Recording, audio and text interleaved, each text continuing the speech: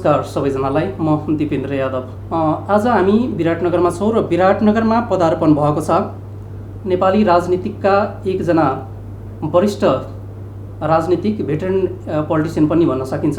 उहाँ एकदम शालीन, भद्र र विचार व्यक्तित्व भएको मान्छे, वैचारिक सैद्धान्तिक रूपमा कुराहरू राख्ने र आफ्नो राजनीतिक यात्रालाई निरन्तर आरोप रहित सकभर निष्कलङ्क निश्चल रूपमा आफूलाई प्रस्तुत गर्दै आउनुभएका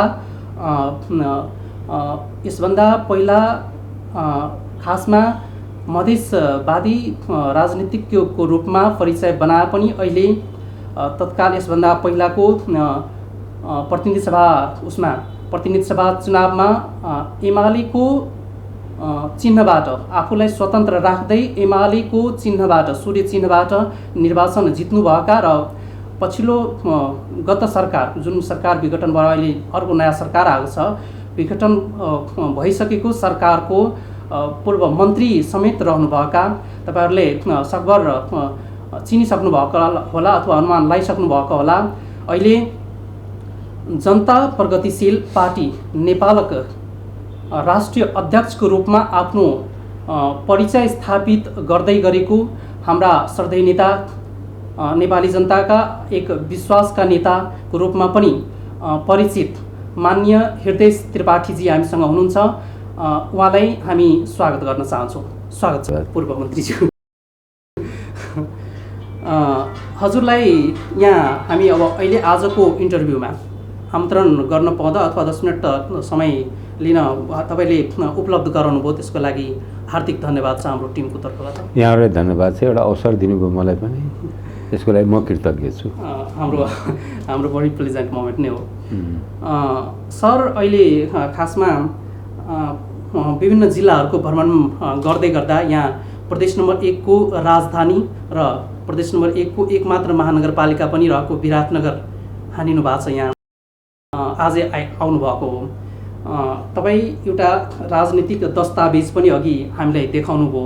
यहाँ मैले पढ्दै गर्दा पछाडिको सबभन्दा लास्टको पेजमा विभिन्न राजनीतिक विषयहरूका लागि एउटा वैज्ञानिक क्रान्तिकारी विचारहरू त्यहाँ प्रस्तुत गर्नुभएको रहेछ।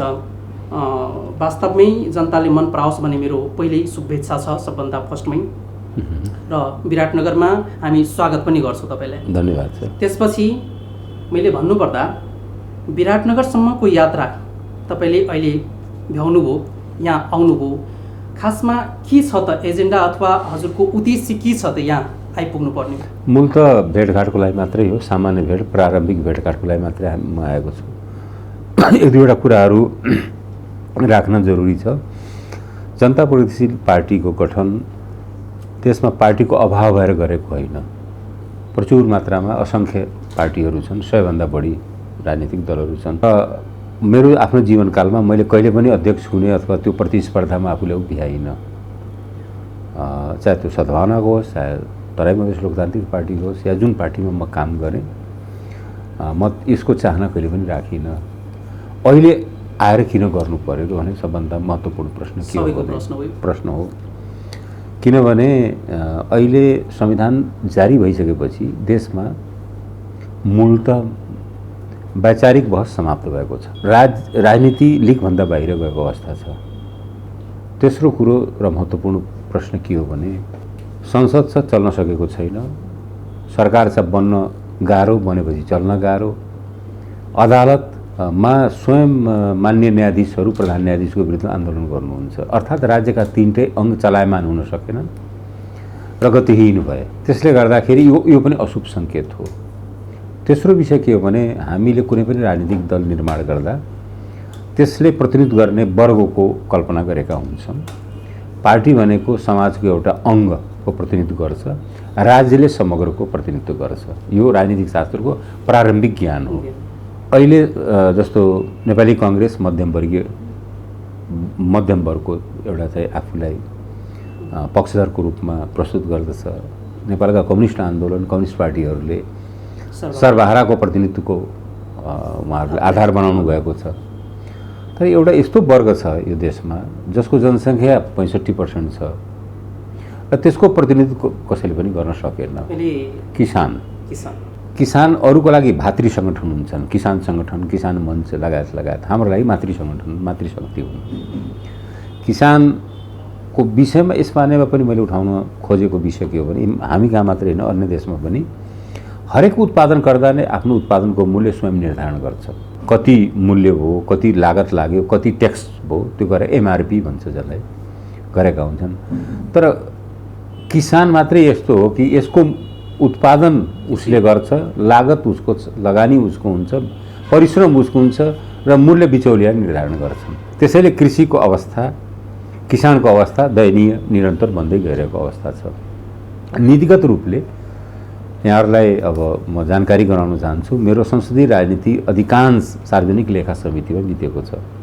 सार्वजनिक लेखा समितिको म सभापति भएर होस् या सदस्य भएर होस्, महालेखा परिचयको वार्षिक प्रतिवेदन, सार्वजनिक लेखाको विषयमा विभिन्न छलफल निर्णयहरू गर्दाखेरि नेपालको बजेट प्रणालीलाई बढी नजिकबाट हामीले हेर्न मौका पाउँछौँ। यथार्थमा के हो भने 13-14 वर्षको बजेट हेर्दाखेरि कृषिको लगानी सम्पूर्ण किसानमाथिको लगानी होइन। यो तपाईहरुलाई पनि रोचक तथ्याङ्क लाग्न सक्छ कि कृषिको बजेट हामी हेर्दाखेरि सरकारले दावा गर्छ, हामीले पनि दावा गर्छौँ, अर्थमन्त्रीहरूले दावा गर्छन् कि कृषिमा यति बजेट छुट्याइएको छ। तर प्रश्न के छ भने किसानलाई कति छुट्याइएको छ? कृषि र किसानमा फरक छ। ग्राउन्डमा कति पुगिरहेको छ किसानको लागि? म ग्राउन्ड भन्दा पनि किसानको लागि मैले भन्न खोजेको के हो भने कृषि मन्त्रालयमा खरिद हुने गाडीहरू पनि कृषिको लागि बजेटमा आउँदछ। कृषि मन्त्रालयका कर्मचारीहरूको बजेट, तिनका तालिम सुविधा आदि इत्यादि सम्पूर्ण बजेटहरू जुन साधारण खर्च हुन्, जो विकास खर्चमा पर्दैनन्, ती सबै कृषिमा लगानीको रूपमा हामीले बाहिर र देशभित्र पनि प्रस्तुत गर्छौँ। तर किसानमाथिको लगानी भनेको जम्मा 18% मात्रै हो। यो 13-14 वर्षको आँकडाले साबित गरेको विषय के हो भने हामीले जति कृषिमाथि लगानी गरेका हुन्छौँ त्यसमा 18% किसानमाथि लगानी हो, 82% अन्य तामझाममा गरेको लगानी। त्यसकारण अर्को लगानीको हिसाबले पनि यो अलिकति दुर्भाग्यपूर्ण अवस्था छ। तेस्रो अब पक्ष के हो भने राष्ट्र ब्याङ्कले अथवा सरकारको अर्थ मन्त्रालयले एउटा नीति के लिएको छ भने हरेक प्राइभेट ब्याङ्कहरू न्यूनतम 10% कृषिमा लगानी गर्नै पर्छ। त्यहाँ पनि कृषि भन्ने शब्द छ, किसान भन्ने शब्द छैन। यथार्थ कुरा के हो भने यी ब्याङ्कहरू एउटा फेक चाहिँ एउटा तथ्याङ्क र गलत तथ्याङ्क प्रस्तुत गरेर त्यो 10% कुनै पनि ब्याङ्कले पुर्याएका छैनन् कृषिमा लगानी गर्ने। उनीहरूलाई सुविधा के हुन्छ भने एलसी खोल्नलाई सजिलो हुन्छ। अहिले एलसी रोकेको कारण त्यही हो। बढी चाहिँ उत्पादनमुखी उद्योग मैत्री ब्याङ्किङ प्रणाली हामीसँग छैन। हिजो ब्याङ्कहरू नहुँदाखेरि एक त ब्याङ्कको सङ्ख्या बढी भयो। जर्मनीमा 6वटा ब्याङ्क छ, हामी कहाँ झन् 3 दर्जन ब्याङ्कहरू छन्। सहकारीको त कुरै छोडिदिउँ। ती ब्याङ्कहरू कस्तो किन यति बढी उत्पन्न भइरहेका छन् भने हामी कहिले पनि ध्यान दिएनौँ। कारण के हो भने हिजो उद्योगमा लगानी गर्ने औद्योगिक घरानाहरू औद्योगिक क्षेत्रमा लगानी गर्दाखेरि नीतिगत अस्थिरता र स्थानीय अवरोधका कारण ती उदासीन भए र सबभन्दा सजिलो अहिले के छ भने 5-7वटा घराना मिल्यो, एउटा ब्याङ्क खोल्यो, आरामले चाहिँ ब्याज खायो। अहिले पनि केही आजभन्दा 3 हप्ता अगाडि मात्रै मेजर ब्याङ्कहरू हेर्दाखेरि 1 अरबभन्दा नाफा कसैको कम छैन। मिटर उनीहरूको ब्याज चलिरहेको हुन्छ। मैले समग्रमा भन्दाखेरि के हो भने कृषि मैत्री, किसान मैत्री हाम्रा नीतिहरू भएनन्। किन? किसान कसैको लागि वर्ग बन्न सकेनन्, सबैको लागि एउटा भातृ सङ्गठन बने। हाम्रो लागि मातृ अथवा चुनावी एजेन्डामा हुन सक्ला। तर यी सबै प्रश्नहरूले गर्दाखेरि हामीले जोड दिएको कारण यसले छुट्टै राजनीतिक दल खडा गर्नुको वर्गीय आधार किसान, वैचारिक बहसको अन्त भएको वैचारिक बहसलाई सुरुवात गराउने र साथै अरू पनि के प्रश्नहरू छन् भने अहिले जुन मैले भनिहालेँ राज्यका अङ्गहरू उदासीन भएको अवस्था छ, क्रियाहीन भएको अवस्था छ। यसले गर्दा पनि हामीले एउटा राजनीतिक दलको निर्माण गरेर यसलाई अगाडि बढाउन खोजिरहेका छौँ। यो हाम्रो प्रयत्न हो। त्यही प्रयत्नको सिलसिलामा साथीहरूसँग सामान्य भेटघाट गर्न हामी यहाँ उपस्थित भएका छौँ। आइपुग्नु भएको छ। धन्यवाद। साह्रै तथ्यगत र सुनिरहँ जस्तो कुरो गरिराख्नु भएको थियो। हामीलाई नयाँ जानकारीहरू पनि आयो। जनतालाई यसरी बताइरहँदा तपाईँले पनि राम्रै लाग्यो होला भने मैले विश्वास लिएको छु। त्यसमा मैले के बुझ्न चाहेको भने माननीय हृदय त्रिपाठीज्यू र अथवा जनता प्रगतिशील पार्टी अब किसानलाई फोकस गरेर अगाडि गइरहेको हो त? होइन हाम्रो पार्टीकै मूल वर्गको रूपमा हामीले पहिचान गरेको मैले भनिसकेँ किसान नै हुन्। मैले किसानलाई फेरि एउटा कुरा म फेरि पनि भन्छु, हामी कहाँ एउटा राजनीतिकमा एउटा के देखिन्छ भने जसलाई हामी फोकस गर्छौँ त्यसलाई हामी आन्दोलनमा उतारिहाल्छौँ र दुःख पाउँछन्। विद्यार्थी राजनीतिको मलाई अनुभव के छ भने हामी 10वटा माग लिएर आन्दोलन गर्थ्यौँ। पक्राउ परिसकेपछि एउटै माग हुन्थ्यो, बन्दीलाई रिहा गर भनेर, सब माग बिर्सिन्थ्यौँ। अनि जब बन्दी रिहा हुन्थ्यो उनीहरू अभिर यात्रा गर्दै हामी चाहिँ यो जित कसको हाम्रो हो भनेर भन्दै हाम्रा ती पुराना जे यथार्थमा जे मागको लागि आन्दोलन गरेको त्यो हामी पनि बिर्सिन्थ्यौँ र अन्तिम एउटै बिन्दु के आउँथ्यो भने बन्दीलाई रिहा गर भनेर। मानव त्यो आन्दोलन बन्दी गराउन र बन्दी रिहा गर्नलाई मात्रै भएको हो जस्तो यो अनगिनत अनुभव छ मलाई विद्यार्थी राजनीतिको चाहिँ। मैले भन्न खोजेँ अहिले पनि के हो भने किसानका यी समस्याहरू हामी नीतिगत परिवर्तनद्वारा हामी समाधान गर्न खोजेका छौँ। किसानलाई सङ्गठित गरेर आन्दोलनको बाटो लिएर किसानलाई फेरि मारमा पार्ने हाम्रो योजना होइन। यसभन्दा पहिला स्पष्ट छ। यसलाई मैले खुलेर भन्न चाहन्छु। मल खाद्यका लागि पनि आन्दोलनहरू त्यो स्वाभाविक हो, आन्दोलनहरू हुनु स्वाभाविक हुन्छ। तर मैले भन्न खोजेँ के भने यसरी फोकस गरेर यो आन्दोलन गर्ने अनि किसानमाथि नै फेरि अत्याचार गराउने भन्ने कुरो भन्नुपर्दा कुरो अब के किसान क्रान्ति अथवा कृषि क्रान्तितिर ओरिएन्टेड हुँदै हुनुहुन्छ? नीतिगत पहिले परिवर्तनको आवश्यकता छ। क्रान्ति भनेको शब्द भनेको परिवर्तन हो, आमूल परिवर्तन हो। तर नीतिगत अहिले हाम्रा केही परिवर्तनहरूको आवश्यकता छ। एजेन्डाहरूको हिसाबले भन्ने भने क्रमशः हामी जानुपर्छ। त्यसमा एउटा ब्याङ्किङ नीतिमा छुट्टै हामीले परिवर्तन गर्नुपर्ने छ। जस्तैमा मूल्य निर्धारण एउटा कुरा हामीले बनेका छौँ हाम्रो दस्तावेजमा, एउटा देशव्यापी विज्ञहरू समेत एउटा मूल्य निर्धारण आयोग सरकारले एउटा वैधानिक रूपले गठन गर्नुपर्छ। विशेष गरी त्यसले यो नगदे बालीको मूल्य निर्धारण गरोस्। साथसाथै धान, गहुँ, मुखु, त्यसपछि के अरे चिया, अदुवा लगायतका जति छन् यिनीहरूको मूल्य निर्धारण, जसले गर्दाखेरि कमसेकम न्यूनतम मूल्य त्योभन्दा नघटोस्। होइन भने हुन्छ के भने मानव हामी तरकारी लिएर बजार गइयो भने हामी सोचेर यतिमा बेच्छौँ भनेर गए पनि बेच्न सकिन्न, बजारले तय गर्छ। त्यहाँ त्यो अरू पसलेहरूले हुन्छ। क्रेता र विक्रेताको एउटा यसलाई इकोनोमिक्समा के भन्छ भने अमूर्त लिङ्क भन्छ, एब्स्ट्र्याक्ट लिङ्क भन्छ यसलाई। अमूर्त लिङ्कले त्यहाँ काम गरिरहेको हुन्छ। कुरो यसो जीवनमा सबैले डेली भोगिरहेको हुन्छन् यो कुरो, तर यसलाई अलिकति छुने काम कसैले गर्दैन। र त्यो अर्थशास्त्र भनेको नेपालमा मैले बुझ्दाखेरि के हो भने अर्थशास्त्रले आर्थिक गतिविधिलाई गाइड गर्ने भन्दा पनि अर्थ राजनीतिले यहाँ गाइड गर्छ। नेपालको सन्दर्भमा विकासशील देशहरूको सम्बन्धमा अर्थ राजनीतिको हामीले डकुमेन्टमा त्यस कारणले हाम्रा आर्थिक नीति भनेका छैनौँ, हामीले अर्थ राजनीति भनेर भन्छ र त्यस अनुसारले हामी अगाडि बढाउन खोजेका छौँ। यसको बाहेक पनि केही विषयहरू यस्ता छन् जस्तो कि भ्रष्टाचार। मैले जोड्न खोजेको विषय पनि के हो भने मेरो आफ्नै राजनीतिक जीवनको अनुभव हो र विशेष गरी सार्वजनिक लेखा समितिमा बसेको अनुभव हिसाबले के भन्यो भने एउटा चाहिँ नीतिगत भ्रष्टाचार हुन्छ। नीतिगत भ्रष्टाचार हुँदा उदाहरण म के दिन्छु भने एकचोटि हामी कहाँ एउटा नीति के आयो भने वर्षको आधारमा जहाज पुरानो भयो, अब यसलाई बेच्नु पर्यो भनेर जहाज बेचियो। त्यसको अर्को वर्ष के नीति बनायो भने जहाज भने वर्षले पुरानो हुँदैन, फ्लाइङ आवरले पुरानो हुन्छ भन्ने नीति बन्यो। कति घन्टा उड्यो, कति हजार घन्टा उड्यो, त्यसले पो पुरानो नयाँ हुन्छ भनेर अर्को वर्ष बन्यो।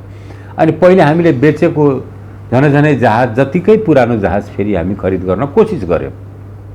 त्यसलाई नीतिगत भ्रष्टाचार भन्छ। नीति एउटा बनायो, हेर्दाखेरि सुन्दर, तर त्यसमा भ्रष्टाचार लुकेको हुन्छ। अहिले अर्को कुरा के छ भने तपाईँहरूलाई विगत 6-7 वर्षदेखि नेपालमा एउटा नयाँ किसिमको एउटा भ्रष्टाचार उत्पन्न भएको छ, जसलाई समात्न पनि गाह्रो भएको छ। त्यो झनै देवी देवता जस्तै रहेछ, त्यो पनि या भूत प्रेत जस्तै रहेछ। त्यो भनेको आइटीको भ्रष्टाचार। यसलाई समात्नै नसकिने भइहाल्छ, किनभने सबैले बुझ्दैनन् पनि। नबुझेकोमा यसको भ्रष्टाचार चाहिँ जुन दिन सबै बाहिर आउँछ मन लाग्छ अकल पनि पीडा हुन्छ। कतिपय जस्तो नागरिक एप्सहरू भने के छ औचित्य नागरिक एप्सको? त्यो मैले उदाहरण म दिन्छु के त्यसले चाहिँ नागरिकको सुरक्षा, नागरिकको व्यक्तिगत जुन गोप्यता हो त्यसले सुरक्षा त गर्न सकेन। जस्तो एउटा उदाहरणको मैले पनि स्वयं बनाएँ, सबैले बनाए, त्यो बाध्यताको त्यो के भने यो राष्ट्रिय परिचय पत्र। राष्ट्रिय परिचय पत्र लिएपछि के गर्न पाइन्छ भने कानुन हुनुपर्छ। राष्ट्रिय परिचय पत्रको आधारमा हाम्रो जग्गा रजिस्ट्रेसन हुन्छ कि हुँदैन, हामी पासपोर्ट बनाउन मिल्छ कि मिल्दैन, हाम्रो चाहिँ जागिरमा हामी जाँदाखेरि त्यही राष्ट्रिय परिचय पत्र मात्रै प्रस्तुत गरेर पुग्छ कि पुग्दैन। यी यावत कुराहरू राष्ट्रिय परिचय पत्र सम्बन्धी कानुन नबनिकन जुन हतार गरियो, त्यसको पछाडि कहीँ न कहीँ आर्थिक अनियमितताले नै बल दिएको हो। भने यी सेक्टरहरूमा विगत 6-7 वर्षदेखिको जुन हामीले निहालिरहेका छौँ, तरङ्ग हो, वेभ, यो जति विभिन्न जुन यो एनसेल आदि इत्यादिको जुन कुराहरू छन्, एनसेलको फेरि त्यसमा सबभन्दा बढी हामी लडाइँ लड्यौँ उसले तिर्नुपर्ने करको विषयमा। सार्वजनिक लेखा समितिले 5 चोटि निर्णय गर्यो, हामी सबैले उभ्यायौँ, बल्ल बल्ल बल्ल बल्ल उसले 26 अरब रुपियाँ दियो, अझ पनि केही बाँकी छ भनेपछि नीतिगत भ्रष्टाचार गर्दाखेरि अहिले सबभन्दा अरू भ्रष्टाचार देखिने भयो। यो चाहिँ झन्डै अदृश्य र सबैले नबुझ्ने भ्रष्टाचार हो होइन। हामी विज्ञानको विद्यार्थी भएको हिसाबले अलिकति पकड छौँ, इन्जिनियरिङको विद्यार्थी भएको हुनाले अलिकति समात्छौँ होला यसलाई, होइन भने यो किसिमको जुन अहिले डिजिटल नेपाल हामी बनाउने नाममा जुन त्यसबाट उत्पन्न हुने जुन विकृतिहरू र भ्रष्टाचार छ त्यसमा पनि ध्यान दिनुपर्छ। त्यसकारण भ्रष्टाचार हाम्रो अहिले अब स्थानीय निर्वाचनमा जाँदाखेरि हाम्रो मूल नारा स्पष्ट हो, भ्रष्टाचार मुक्त स्थानीय निर्वाचनको गठन। कारण के हो भने म तपाईँहरूलाई स्पष्ट पारौँ, तपाईँहरू मात्र आम जनतालाई पनि। 3 तहको लेखा परीक्षण महालेखा परीक्षकले गर्छ, हाम्रो संवैधानिक व्यवस्था छ। 2 तहको लेखा परीक्षणको प्रतिवेदन छलफल र निष्कर्ष गर्ने ठाउँ छ सङ्घको प्रदेश सेवा लेखा समिति, सार्वजनिक लेखा समितिमा, प्रदेशको प्रदेश सार्वजनिक लेखा समितिमा। तर स्थानीय तहको त्यस प्रकारका बेरुजु र प्रतिवेदन छलफल गर्ने न त संवैधानिक ठाउँ छ न कानुनी ठाउँ छ। त्यसमा चुकेकै छ, संविधान पनि चुकेको छ, कानुन पनि चुकेको छ, जसले गर्दा काली लाग्दो चाहिँ बेरुजु र आर्थिक अनुशासनहीनता, अनियमितता स्थानीय तहमा देखियो, देशव्यापी रूपले देखियो। बजेट बढी आइरहेको हुन्छ जनसङ्ख्या र भूगोलको अनुपातमा। प्रदेशलाई जाने सङ्घबाट बजेटको 60% फेरि स्थानीयमै फर्केर आउँछ। बजेटको भोल्युम यति हुँदाहुँदै पनि त्यसमा आर्थिक अनुशासन पालना गराउने कुनै संरचना र निकाय नभएको हुनाले यो बेरुजु प्रत्येक वर्ष बढ्दो गइरहेको छ। त्यसकारणले भ्रष्टाचारका चाहिँ धेरै सम्भावनाहरू त्यहाँ छन्, किनभने छलफलै भएको छैन, छलफल गर्ने ठाउँै भएको छैन। अनि त्यसकारण हाम्रो चाहिँ अहिले स्थानीय निकायको निर्वाचनको मूल नारा के हो भने भ्रष्टाचार मुक्त, आर्थिक अनुशासन सहित, सुशासन सहितको स्थानीय तहको निर्माण गर्ने। यसैसँग म जनतासँग जोडिएको 3टा प्रश्न म राख्न चाहन्छु के हो भने माध्यमिक शिक्षासम्मको व्यवस्थापन स्थानीय तहलाई जिम्मा दिएको छ, प्राथमिक स्वास्थ्यसम्मको व्यवस्थापन स्थानीय तहलाई जिम्मा दिएको छ, कृषिको व्यवस्थापन स्थानीय तहलाई जिम्मा दिएको छ। जिल्लामा ज्ञान केन्द्र भनेर एउटा चाहिँ ज्ञानीहरूको चाहिँ जमात राखिदिएर त्यसले चाहिँ अगाडि केही गर्न सकेका छैन। यो 3टै अति जनतासँग जोडिएका महत्त्वपूर्ण क्षेत्रहरू हुन्। 3टैमा गिरावट आएको छ। शिक्षामा गिरावट आयो रहेर जाँदाखेरि दक्षिण एसियामा सबैभन्दा कुनै पनि सरकारले गर्न नसकेको एउटा महत्त्वाकांक्षी योजना हामीले ल्यायौँ। जनसङ्ख्याको अनुपातमा 5, 10 र 15 शय्याको अस्पताल निर्माण गर्ने। अहिले 387वटा अस्पतालहरू निर्माणाधीन छन्। तर स्थानीय तहले कतिपय ठाउँमा सहयोग नगरेको हुनाले जग्गा विवादले गर्दा त्यो कार्यक्रम नै अगाडि बढ्न सकेका छैन। त्यसमा पनि के छ भने स्थानीय तहका प्रमुखहरूले आफ्नै घर नजिकै अस्पताल बनाउन पाए, सायद जग्गा मूल बढ्ला, बजार सजार बढ्ला कि भनेर उहाँहरूको दाउ उपले एकातिर खोज्ने, सदस्यहरूले अर्कोतिर खोज्ने। अनि स्थानीय तहको जुन ढङ्गको सहयोग हुनुपर्थ्यो, जुन ढङ्गको प्रतिबद्धता हुनुपर्थ्यो, गम्भीरता हुनुपर्थ्यो, त्यो नभएको हुनाले एउटा जिम्मेवारीपूर्ण, एउटा जिम्मेवार स्थानीय तह भ्रष्टाचार मुक्त, सुशासन सहितको स्थानीय तहको निर्माण हाम्रो स्थानीय तहको निर्वाचनको मूल एजेन्डा हुनेछ। धन्यवाद। बहुत तार्किक गहन कुराहरू, पोइन्टहरू राख्नुभयो। यसमा तपाईँकै पार्टी अबको निर्वाचनमा स्थानीय तहमा नेतृत्वमा आइरहँदा यी कुराहरू साइड लगेर जान्छन् अथवा स्वच्छ राजनीतिक छवि देखाउन सक्नुहुन्छ भने त्यसको के ग्यारेन्टी दिन सक्नुहुन्छ? म आफै ग्यारेन्टी हो सबभन्दा, म आफै ग्यारेन्टी हो। म वास्तविकमा म पार्लिमेन्टेरियन हो, तर काजमा कहिलेकाहीँ मन्त्री भएर जाने गर्छु। धेरैचोटि मन्त्री हुनुभएको छ सर। काजमा 5 चोटि भएको छु, तर थोरै कम होइन नि त। तर जित्या पनि त छु नि 5 चोटि। देशको यहाँ त पहिलोचोटि जितेकाहरू सुन्नुहोस्, पहिलोचोटि जितेकाहरू हाम फाल्छन्। नेपालकै इतिहासमा सबभन्दा सबल सरकार केपी ओलीको यसभन्दा पहिलाको सरकार 2/3 बहुमतको सरकारको मन्त्री हुनुभयो तपाईँ। होइन यसो भयो, मभन्दा पहिले त उपेन्द्रजी मन्त्री हुनुभयो नि। होइन त्यो त होला, म त्यसमा हतार गरेका थिइनँ। बिग्रेपछि प्रधानमन्त्रीले ल्याउनु हो, मैले सम्हाल्न कोसिस गरेँ। स्वास्थ्य मन्त्रालय बिग्रिएको थियो, विभिन्न काण्डहरूको चर्चा भएको थियो, भ्याक्सिन ल्याउनु थियो। सिधा कुरा, यसमा लुकाउनु पर्ने केही छैन। उपेन्द्र यादवमाथिको यो आरोप हो तपाईँ? होइन आरोप होइन, सरकार होइन, उहाँ त्यस बेला हुनुहुन्थेन, उहाँ त त्योभन्दा अगाडि नै छोडिसक्नु भएको थियो। तर होइन हतार त उहाँलाई थियो नि सरकारमा जान। चुनावमा उहाँ वाम गठबन्धनको विरुद्ध चुनाव लड्नुभयो, हामी वाम गठबन्धन सँगै मिलेर चुनाव लड्यौँ। तर चुनावपछि सबभन्दा पहिले त हतार उहाँलाई भयो। हतारको पीडा छ तपाईँलाई? होइन पीडा छैन, यो अलिकति सिद्धान्तहीन चरित्र हो, त्यो हो मैले भन्दैछु। पीडा होइन, यो सिद्धान्तहीन चरित्रको कुरो हो। मैले भन्न खोजेको के भने, म पटक पटक मैले उद्योग वाणिज्य मन्त्री भएँ, मधेस आन्दोलनको राजीनामा गरेको जग जाहेर छ। अहिले नै स्वास्थ्य मन्त्री चाहिँ जुनियर र सिनियरिटीको कुरा गर्दा मैले छोडिदिया हो, होइन सबैलाई थाहा छ। म हुँदाखेरि मैले 3टा प्राथमिकता राखेका थिएँ, 3टालाई पुरा गरेँ मैले। एउटा चाहिँ होइन, देशकै कुरा गर्दा मैले भन्न खोजेँ, किन भ्याक्सिन मेरो लागि सबभन्दा ठुलो चुनौती थियो। भ्याक्सिन ल्याएर छोडेँ। अहिले पनि आइरहेको भ्याक्सिन भुटान बाहेक सम्पूर्ण भ्याक्सिनको खरिद अथवा सम्झौता अनुदान मैले गरेको। भुटानको मैले गरेका थिइनँ, बाँकी सबै मैले गरेको हो भ्याक्सिनको विषयमा। अर्को मैले भनिहालेँ 5-10-15 सयको हस्पिटल त्यसलाई अगाडि बढाइयो।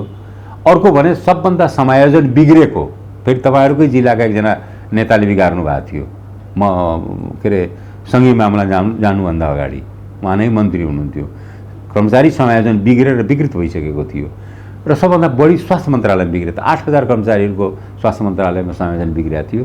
मैले धेरै गर्न सकिनँ, 3300 चान्चुनको समायोजनलाई मिलान गर्न सकेँ।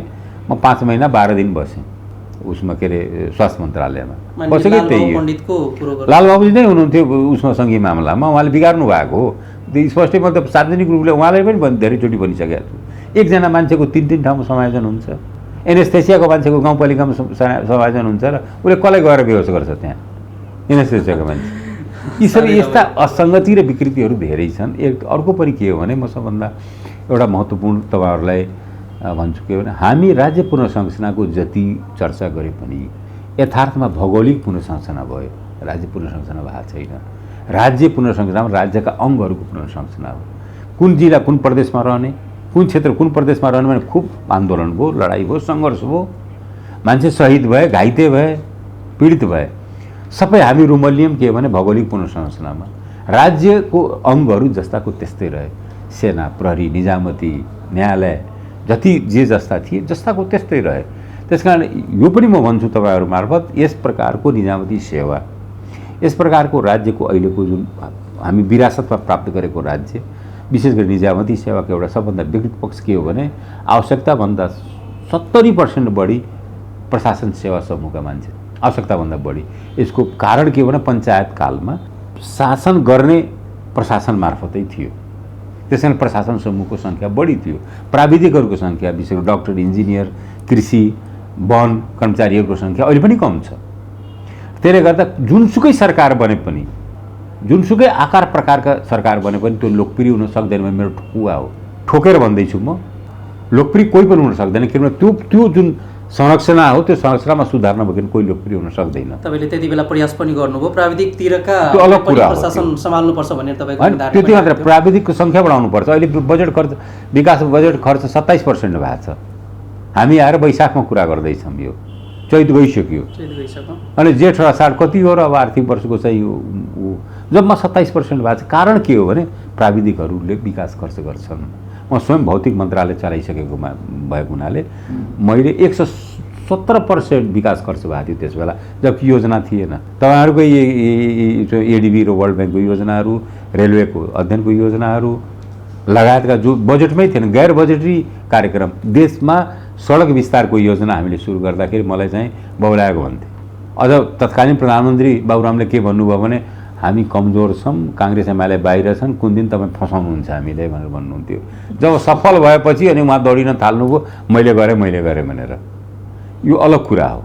जब सफलता देख्नुभयो, जुन दिन एभरेस्ट होटलको त्यो पर्खाल भत्काउने दिनमा रोवाबासी थियो नेताहरू, मैले फोनै अब होइन नेताहरू भन्दैछु, को नेता थिए त्यो छोडिदिनुहोस् न, यहाँ जीवित नेता सबैले भने आयो।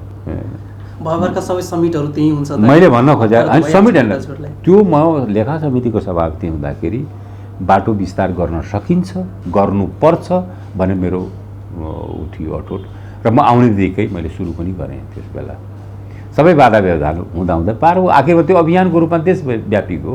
अहिले गर्ने भनेको त्यही हो काम, गर्ने भनेको यस्तै कामहरू हो। साहसिक र चुनौतीपूर्ण निर्णयहरूले तपाईँले लिनु भएको छ त्यो बेला होइन। म खालि एउटा जनप्रतिनिधि भएर एक थान मन्त्री हुने त्यो धन्दाको लागि मैले राजनीति गर्दै गरिनँ। लामो राजनीतिक इतिहास तपाईँको छ, यत्रो लामो राजनीतिक विरासत छ तपाईँको।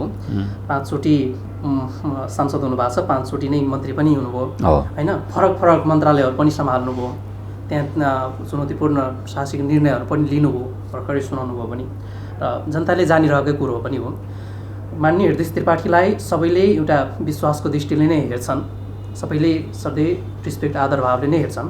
यो किसानको मुद्दा लिएर तपाईँ अहिले नयाँ पार्टी खोल्दै गर्दा यसभन्दा पहिलाका राजनीतिक घटनाक्रम अथवा तपाईँको राजनीतिक गतिविधि क्रियाकलापहरूका कारण तपाईँले भोग्नुभएको अथवा अनुभव एक्सपिरियन्स गर्नुभएको आधारमा अहिले आएर खोल्नुभएको जस्तो हो, अथवा पहिले पनि यस्ता समस्याहरू देख्नुभयो, तपाईँले प्रयास गरेर त्यहाँ सम्भव भएन अनि आफ्नो बाटो अहिले लाग्नुपर्छ, हिँड्नुपर्छ, एउटा कुरा पछि पहिला किन गर्न सक्नु भएन? मैले तपाईँलाई विस्मृतिको शिकार हाम्रो समाजै हो। 2050 साल साउन 17 गते संसदले एउटा सङ्कल्प प्रस्ताव पारित गरेको थियो कृषि मजदुरहरूको न्यूनतम ज्यालादारी सम्बन्धी। त्यो मेरै थियो त्यो प्रस्तावकै संसदमै सङ्कल्प प्रस्ताव भनेको झनै कानुन जतिकै हो। सङ्कल्प प्रस्ताव यदि कसैको कृषि सम्बन्धी पारित भएको छ भने त्यो हृदय त्रिपाठीको मात्रै भएको छ अहिलेसम्मको त्यो। र मैले भन्न खोजेँ यो विषयहरू मेरो लागि नयाँ होइन, यो विषय हामी निरन्तर उठाउँदै गएको। संसदमा मेरा विचारहरू, संसदमा मैले अभिव्यक्त गरेका विचारहरू, फोरमहरूमा अभिव्यक्त गरेका विचार यति मात्रै होइन, मेरो व्यक्तिगत रूपले पनि धेरै अन्तर्राष्ट्रिय देशहरूसँगको सम्बन्ध, तिनीहरूसँगको चाहिँ एमपीहरूको सम्पर्क, धेरै फोरम छ। अहिले भर्खरै मात्रै म युए गएको थिएँ, एउटा council of tolerance and peace भन्ने एउटा संस्था छ, त्यसको म एक्जिक्युटिभ मेम्बर हो, कार्यकारिणी सदस्य हुँ। म नेपालबाट एकजना मात्रै छु म नेपाल, इन्डियाबाट कोही पनि छैन अझै पनि त्यहाँ।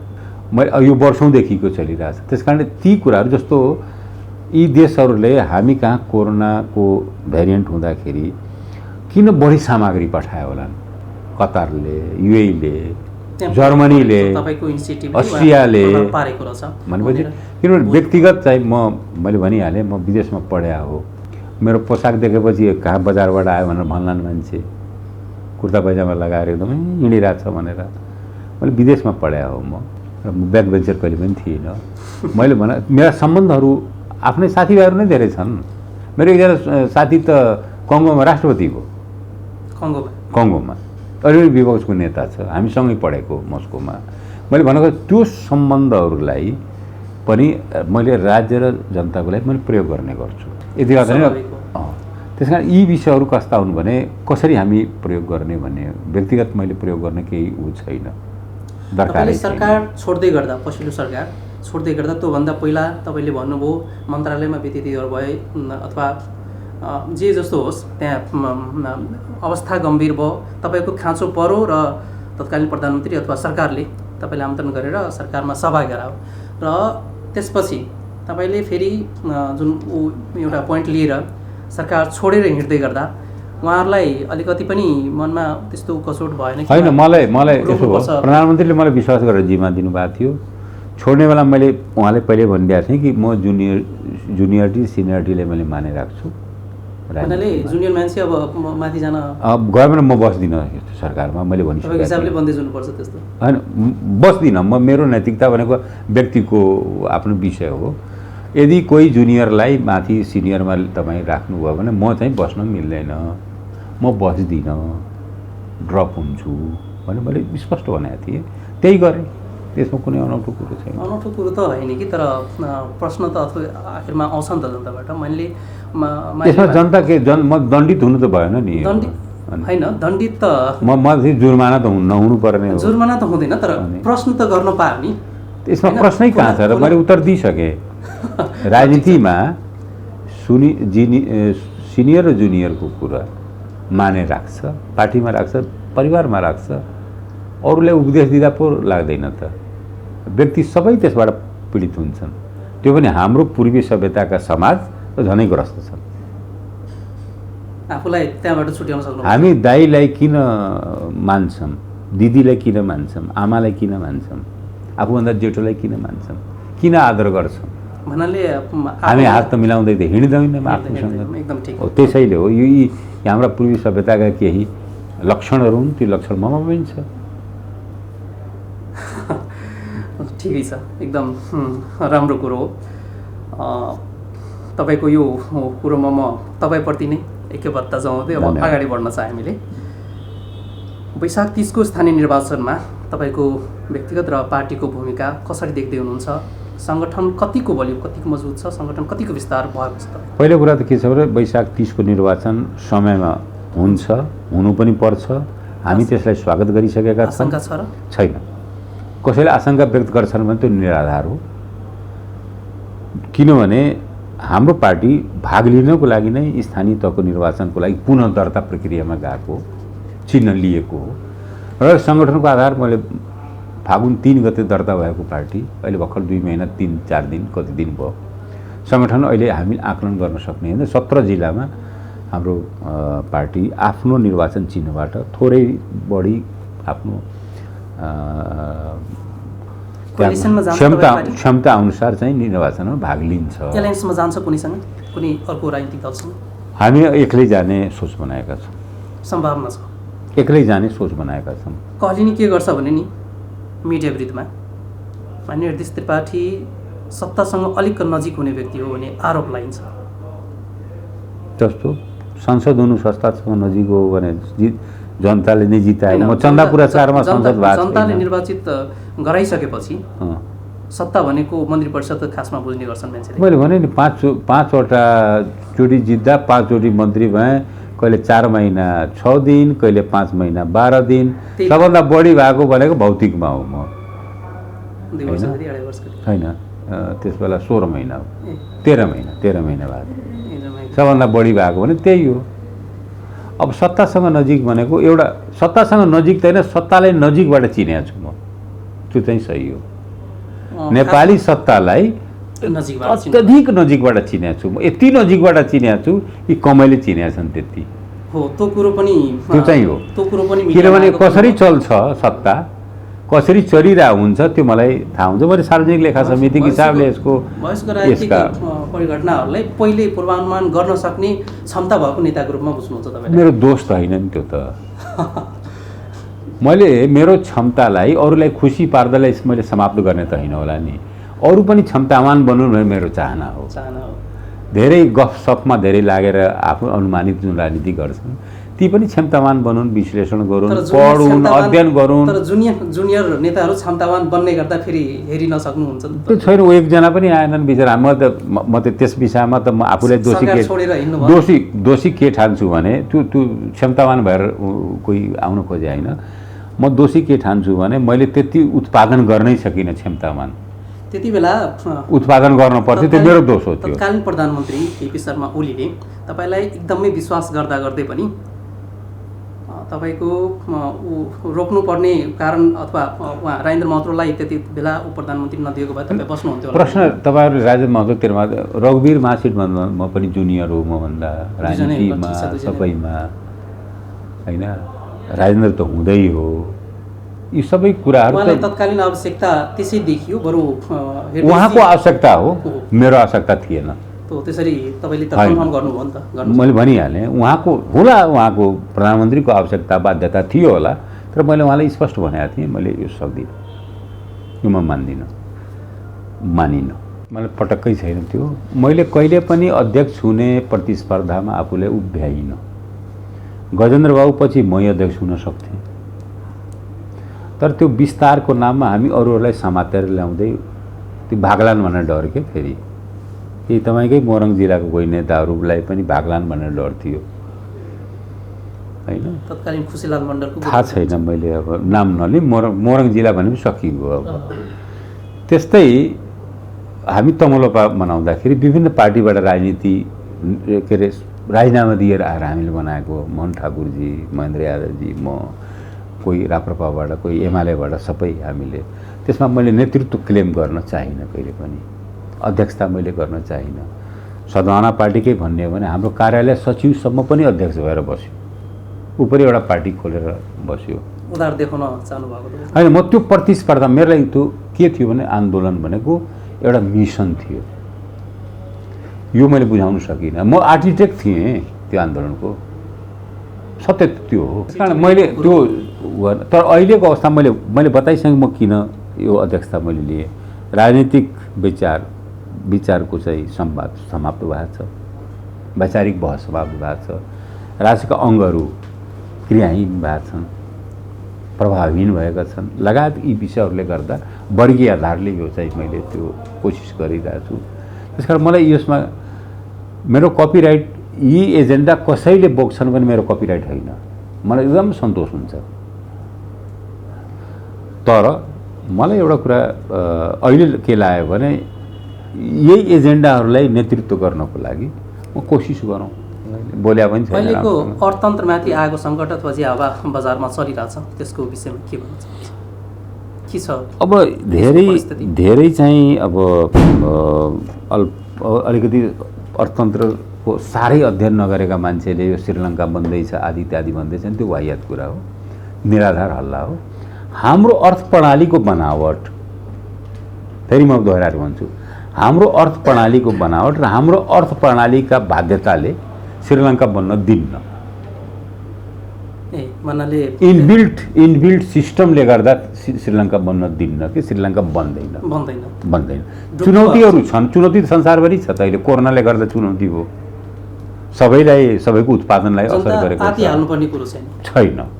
चुनौती छन्, तर श्रीलङ्कै बन्ने जुन अवस्थाको जुन कोहीले अनुमान गरिरहेछन् त्यो हुँदैन। नेपाल शक्ति राष्ट्रहरूको बिचको कुरुक्षेत्र बन्दैछ पनि भनिन्छ नि। यस्तो छ, तपाईँ सब चिज चेन्ज गर्न सक्नुहुन्छ, परिवर्तन गर्न सक्नुहुन्छ, छिमेकी बदल्न सक्नुहुन्न, मित्र बदल्न सक्नुहुन्छ। तपाईँ ल्याटिन अमेरिकामा अफ्रिकामा मित्र बनाए भइगयो, तर छिमेकी यी दुईवटा देश रहन्छन्। दुईवटा देशसँग कसरी बस्ने, कसरी त्यो गर्ने, छिमेकीको धर्मअनुसार बस्नुपर्छ। मैले जाने त्यति हो। छोटकरीमा गाउँमा हामी जसरी बस्छौँ, छिमेकीसँग डेली झगडा गरेर बस्यौँ भने आफै पनि अशान्त, खाना पनि नरुचेला, दुब्ला हुँदै गइएला। फेरि भन्नाले घुसपेच गर्नु भएन हामीले। अनि छिमेकीसँग सौहार्दपूर्ण बस्ने, यो छिमेकी बदल्न सकिन्न भने मान्यताका साथ अगाडि बढ्ने। त्यही अनुसार किन हिन्दुस्तान तिनतिर छँदैछ, चाइना छँदैछ, यो त्रिशङ्कुमा त्रिशूलमा थोरै नेपाललाई हामी खडा गरिदिन्छौँ र भनेर। भारतको विकल्पमा त हामीले चीनलाई विकल्प कहीँ हुँदैन, एक अर्काको विकल्प हुँदैन। भारतको विकल्प भने के तीनतिरबाट चीनले घेर्छ त? अब हामीलाई भारतले त्यति सहयोग गरेन, राज्य सञ्चालनमा त्यति राम्ररी सहयोग गरेन अथवा हामीलाई सहयोग गर्नु पर्यो, पहिले आफैलाई सहयोग गर्नु पर्यो। दुईटैसँगको सम्बन्ध मैत्रीपूर्ण हुनुपर्छ। एउटा कुरा फेरि के पनि भनौँ, नेपाल भारत सम्बन्ध भनेको कुनै राजा महाराजा, कुनै मन्त्री प्रधानमन्त्री, कुनै सांसदले बनाएको सम्बन्ध होइन, यो जनताले बनाएको सम्बन्ध हो। जनस्तरमा एउटा हाम्रो सिमाना खुला छ। कुन सन्धिले खुला छ? कुन सन्धि भएको छ त्यो खुला छ? के हो यो छेकबार लाउनुपर्छ त्यहाँ? कुन सन्धिले? सम्बन्ध त्यस्तो हुन्छ, सन्धिले छेक्दैन भनेको। परम्पराले खुला छ, चलिरहेछ, आवत जावत सम्बन्ध आदि इत्यादि। यसले हाम्रो राष्ट्रिय रोटी बेटीको यो खुला सिमानाले हाम्रो राष्ट्रिय सुरक्षालाई चुनौती दिँदैछ। केही पनि नेपाललाई कसैले कहीँबाट असुरक्षा छैन, नेपाललाई कुनै देशबाट असुरक्षा छैन। हामी त अरू देशमा गएर अरूलाई सुरक्षा गरिदिन्छौँ, हामीले कसले असुरक्षित गर्ने भने तर हाम्रो अरू देशमा गएर हामी सुरक्षा गरिदिरहेछौँ। राजनीतिक वृत्तका कुरा त्यस्ताको कुरा म जान्न भने त्यो भर्खर कि यस्तै हो सिधा होइन सिधा हो। अब अर्को तेस्रो शक्ति राष्ट्र पनि इन्ट्री भयो नि त कुन एमसिसी मार्फत त्यो कुन इन्ट्री? त्यो त पहिले उहिले आएको हो। नेपाललाई संयुक्त राष्ट्रमा मान्यता दिनाउने बेलामा नेपालका चाहिँ धेरै विकास आयोजनाहरू मलेरिया उन्मूलनदेखि लिएर हरेकमा चाहिँ अनि त्यो त आज सुपर पावर भएर हो भने अमेरिका होइन उहिले हो। तर नेपाल सुपर पावर फेरि हामीले बनाइदिया पनि होइन एकदम होइन। मेरो प्रश्न के छ भने नि हाम्रो दुईतिरको छिमेकी छँदैछ, ठिक छ, तिनीहरू पनि एउटा सुपर पावर नै हुन्। हुँदाहुँदै अर्को तेस्रो पहिलादेखि सहयोग छँदैछ, तर एमसिसीलाई संसदबाट पारित गराउनु पर्यो र त्यसलाई अब अतिरञ्जित यसो भयो। एमसिसी पारित गर्ने विषय नै हो वास्तवमा। एमसिसी भने अनुदान हो। अब हाम्रो यो अवस्था त छैन कि अनुदानै नलिने छैन। बिना अनुदान त नेपाल त होइन। अनुदान हामी लिन्छौँ, ऋण लिन्छौँ, हामी सहुलियतपूर्ण ऋण लिन्छौँ, हामी महँगो ब्याजको ऋण लिनुहुन्न। त्यो त व्यक्तिले पनि त्यही गर्छ, देशले पनि त्यही गर्छ। अब यसैका आधारमा यहाँ नेपाल शक्ति राष्ट्रहरूको सङ्घर्षको स्थान बन्छ भन्ने चाहिँ जुन हामीले बन्न दिनुहुन्न। अब नेपाली यसो भयो, नेपाली राजनीतिक पात्रहरू नै शक्ति राष्ट्रको पक्षधर पृष्ठपोषण गर्न थाल्यो भने त्यसको प्रभाव राजनीतिमा परिहाल्छ। होइन भने विवेकपूर्ण ढङ्गले हामी हरेक देशसँग कसरी सम्बन्ध राख्ने र वस्तुगत सम्बन्ध राख्ने। हामीले चाहेर हामीले निबन्ध लेख्ने होइन, निबन्ध लेखेर काम चल्दैन।